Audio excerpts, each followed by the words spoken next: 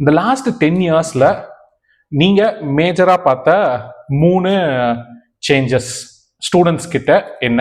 First students கிட்ட one, the exposure இப்போ இருக்கிற ஸ்டூடெண்ட்ஸோடது it is so much more than the exposure 10 years ago.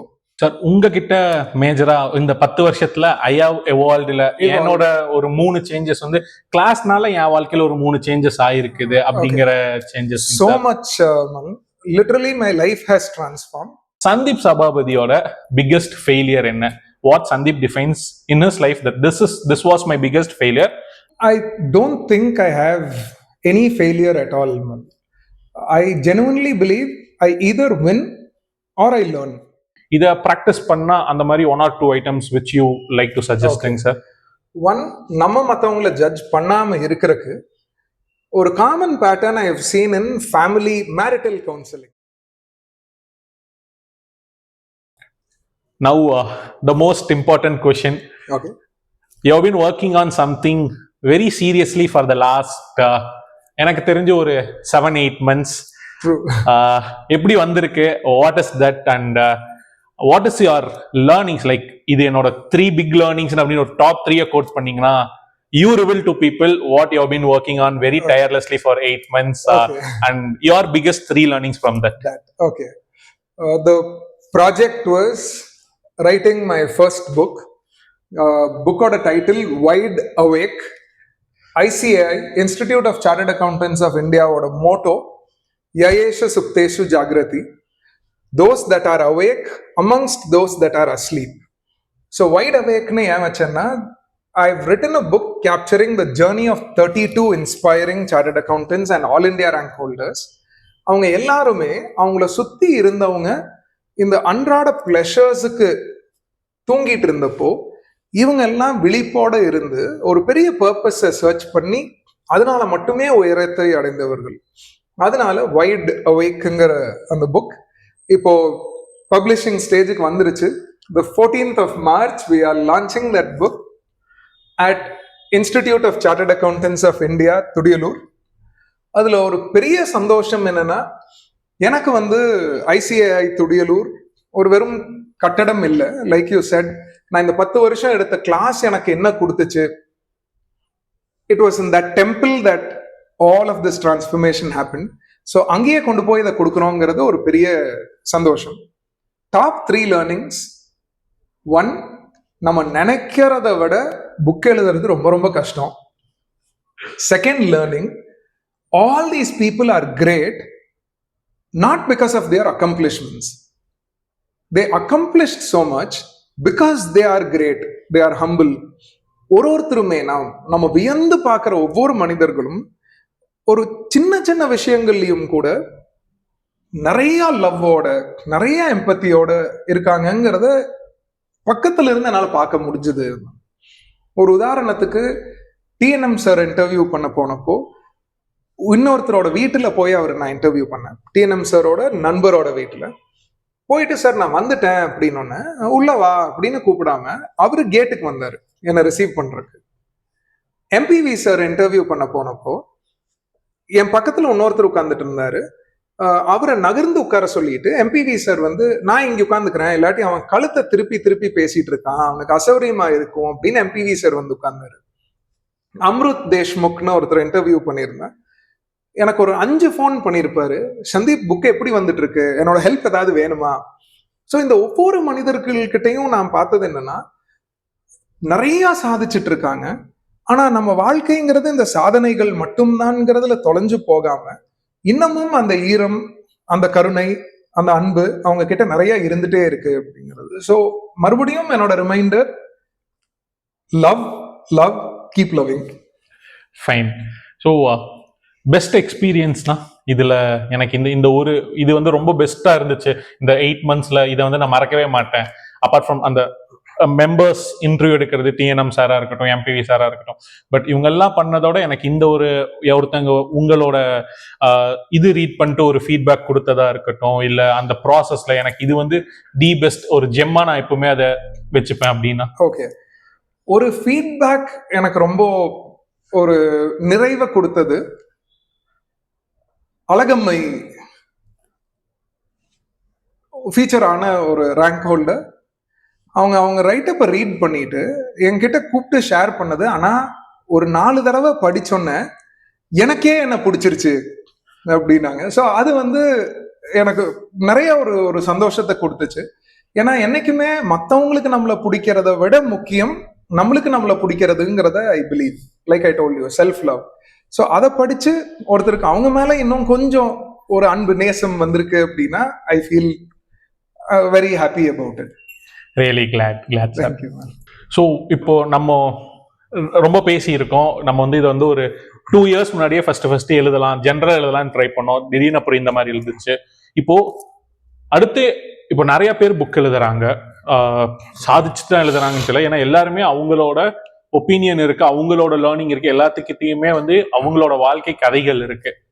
ஒருத்தவங்க இப்போ புக் எழுத ஆரம்பிக்கிறாங்க அப்படின்னா இதை 3 பண்ணீங்கன்னா உங்களோட ஜேர்னி ரொம்ப ஈஸியா இருக்கும். என்னோட ஜேர்னில இருந்து இதை சொல்றேன். கண்டிப்பா இந்த 3 விஷயமோ இல்ல ஒரு 4 விஷயமோ இதை பண்ணுங்க, உங்க புக் ரைட்டிங் ப்ராசஸ் வந்து கொஞ்சம் சிம்பிளிஃபைடா ஈஸியா இருக்கும்னா என்ன சொல்லுவீங்க? முதல், ஏன் நம்ம அந்த புக்கை எழுதுறோங்கிற பயங்கரமான ஒரு கிளாரிட்டி. அதை வந்து அந்த கிளாரிட்டி ஃபர்ஸ்ட். அந்த புக் எழுதுறதோட நோக்கம் நம்மளுக்கு புகழ் வரும், நம்மளுக்கு பணம் வரும் அப்படிங்கிறத தாண்டி இது ஏதோ ஒரு விதத்துல நம்மளை சுத்தி இருக்கிறவங்களுக்கு பயன்படும்ங்கிறக்காக எழுதுனோம்னா அந்த ப்ராசஸ் இன்னும் கொஞ்சம் ஈஸியா இருக்கும்னு தோணுது. ஏன்னா when you have a big purpose, the efforts will not daunt you. 3வது, நிறைய வாசிக்கணும். நான் என்னால ஒரு 10 லைன் எழுத முடிஞ்சதுன்னா அதுக்கு காரணம் நான் வாசித்த ஒரு 100 வரிகள். ஸோ நிறைய ரீட் பண்ணணும். 4வது, you need to have an amazing team.